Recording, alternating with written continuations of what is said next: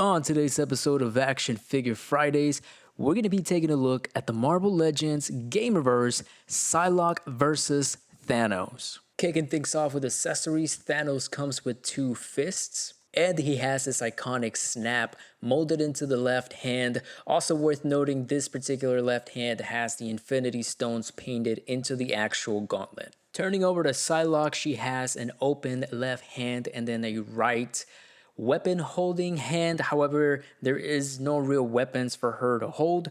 The left hand has a hinge on the middle of the wrist. The right hand has a hinge on the side of the wrist. She comes with a pair of Naruto Jutsu hands. They both have hinges on the side of the wrists. And to wrap up the hands, there is a left fist, also with a hinge on the middle of the wrist. She has 2 different heads, this being more of a normal type of look. Also, the hair on this particular head sculpt is laying down, again, more normally per se. And this being her angry, snarling head sculpt. The hair on this one is flowing more with the wind / more in action. Psylocke also comes with a variety of effects, this being her facial telekinesis butterfly thing.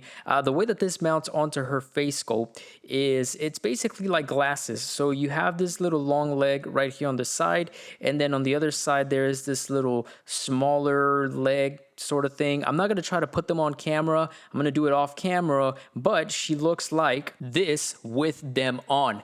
And again, I did this off camera because this is very hard to do, and normally I save my opinions until the end of the review. So all I'm going to say here is they only fit in the head sculpt that has the angry facial expression. And again, they're very, very hard to put in. Be very careful because this translucent plastic is very fragile, and I'm willing to bet will break on you if you try to force it. By the way, all of the effects are made out of this translucent soft plastic. Here she is with this nice wrist blade that just kind of clips in her, well, wrist. And wrapping up accessories, she does come with 2 wrist blade slash effects. These just plug into her wrists. However, the trick to it is you have to remove her hands in order for them to fit properly. If you try to leave her hands in there, they'll look awkward and they won't really plug in correctly. I've seen a lot of people complain about these, specifically, your typical Hasbro influencers that they don't know how to work these. These are the same guys that take time out to show you her ass. Honestly, it's not that complicated. Just take off the hands and plug these in. I've also seen people on Instagram mod these to the point that you can actually fit them in with her hands and they kind of fold in the slash effects. Do with your figure whatever you feel is best. But I've seen a lot of cool things on Instagram, so I definitely recommend checking that out. If you want to mod yours. Speaking of asses, here's Thanos' ass. Oh yeah, and I know toy people like to look at action figure toes, so here's Thanos' toes. And now that we've gotten all the important stuff out of the way, right? Let's get started with articulation. I'm going to run through Thanos' articulation. There's not much here, but I also have not really reviewed this figure in the past, so let's just get to it. There is a double ball peg going from the head to the body, so that allows us to look up, down / forward, tilt, and rotate. From the chest to the shoulder, you got a peg and a hinge allowing you to bring the arm in, out, and rotate. There is a bicep swivel right here, a very limited single jointed elbow, and I believe I said this, but just in case I didn't, all of his hands have a hinge in the middle of the wrist. Torso-wise, we're looking at a crunch right here, allowing you to go back 1 click. Yep, that's as far as it goes. Neutral and then forward a tiny bit. There is a waist swivel, but it is hindered by his skirt. For the legs, there is ball joints at the hips, allowing you to go forward a little bit, neutral, back not so much. There is a thigh swivel, double jointed knees.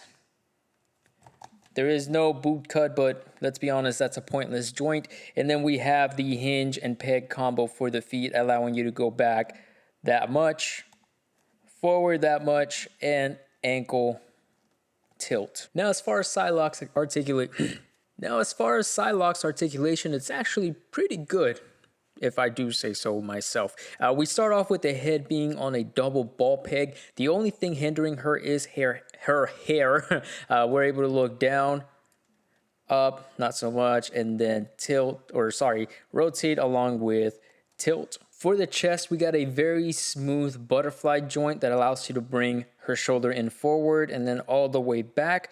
We have a peg for rotation, a hinge to bring it out and back in. The bicep swivel is hidden in her arm straps right here, so you are able to rotate that. We get a double jointed elbow, and then we already covered the articulation in all of her hands. For the torso, we have a ball peg at the top, I believe, allowing you to go down a little bit, back a wider or bigger amount. She can rotate and then tilt at the top of the torso. And then at the bottom, we do have that hinge or crunch, however you want to call it, that altogether allows you to go back that much. And then forward a pretty good amount. Let me get her arm out the way.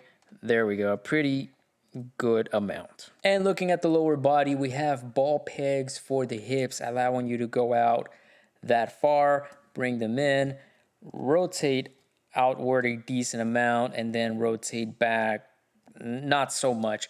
There is a thigh cut here, believe it or not, hidden in the blue straps right here. They actually made the little thigh cut lower than it normally is. That way it's hidden by that, which is really cool. I appreciate that. There is double jointed knees that allow you to go back that far and then forward, and you have your typical peg hinge combo at the feet. Starting off the size comparisons, here she or here they are with the, I believe this is the Astonishing Wolverine. I don't remember which one this is. And here is the Sabretooth from the Wolverine 2-pack. Here they are with the Maximum Spider-Man and then the brand new, unreleased, never before seen Maximum Deadpool. And last but not least, here is the Daredevil Elektra and the Maximum Black Widow. Final thoughts, love it or hate it, here's my opinion. This should not have been a 2-pack. I understand what they're doing with the whole Marvel versus Capcom / Gamerverse Marvel Legends theme here, but to make this a 2-pack just kind of feels like a waste of a spot or a way to force collectors to buy a figure that we don't want or need. That being Thanos. And I mean, listen, don't get me wrong. Is he a nice looking figure? Yes, he is. If you don't have a Thanos figure, then this is a good opportunity for you, right? But if you already had a Thanos figure, there's nothing really new here to warrant you wanting this 2-pack for being a 2-pack. There is a brand new head, a brand new bib, and then I believe his crotch is blue here and the last one was gold. He has one less hand. He doesn't have the King Thanos head that the other one had. The blue on his torso is slightly different than the legs and the arms, which is not a big thing to the naked eye. Under LEDs and all that stuff, you can kind of see the difference, but to the naked eye, it's nothing that's going to stick out to you. However, again, at the end of the day, I don't really care for this figure.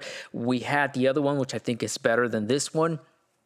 And there's no real updates here. Had Marvel taken the time out maybe to give him butterfly joints and double jointed elbows, which is something that he desperately needs, this would have been a really cool addition to the collection, and it would have made it being a 2-pack worth it, I guess, or more justifiable. But as it is, it's just a very basic re-release with very minimal effort. And speaking of the older version, which I'm giving props to and saying that it's better than this one, I actually sold that figure. So that just goes to show how much I personally care about Thanos, or, well, more specifically about this mold.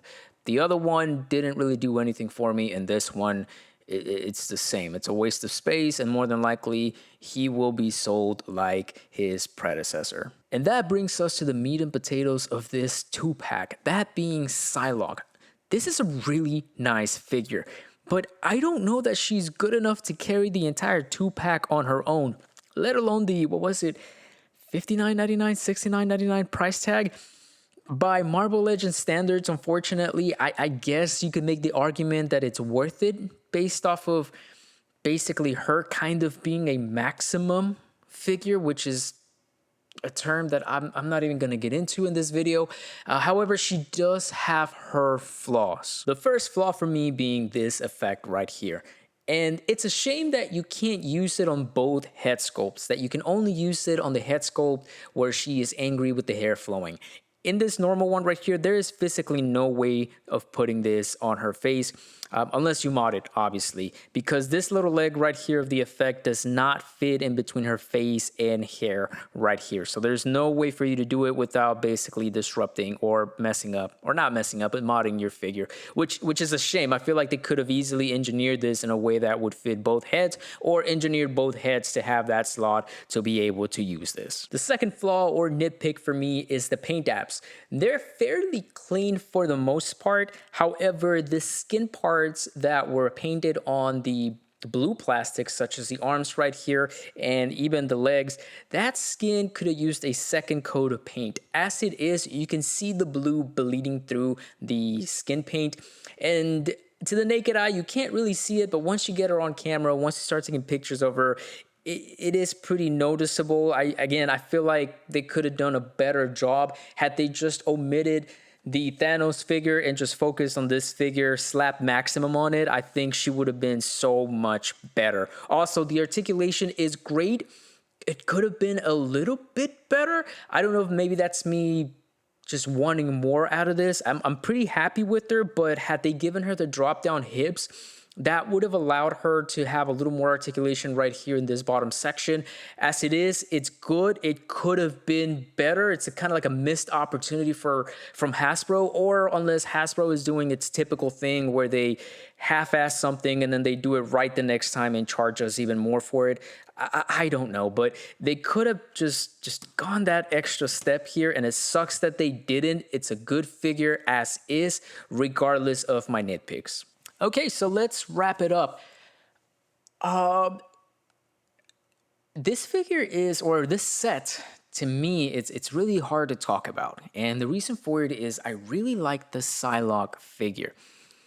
And I mean this in a negative way, and I also mean it in a positive way. I do feel that with a couple of little adjustments, Hasbro could slap a maximum, box brand on this and resell it, because it is a good figure. It's a character that I like, and it's a really good update to it. The Thanos, to me, it really depends if you care about it or if you need a Thanos in your collection. Marvel Legends as a whole is one of those lines that I am not very slowly, but just overall falling out of love with.